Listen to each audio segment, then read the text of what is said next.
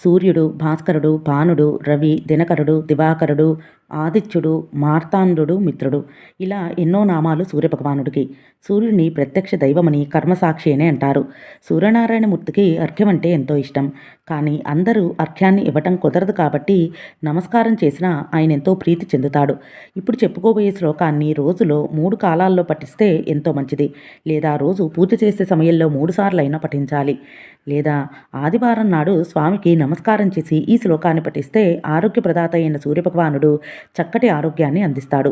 ఉదయే బ్రహ్మరూపచ్చ మధ్యాహ్నేతు మహేశ్వర అంతకాలే స్వయం విష్ణు త్రిమూర్త్యంత దివాకరం. సూర్యబింబ స్వరూప వర్ణన చేసే శ్లోకమిది.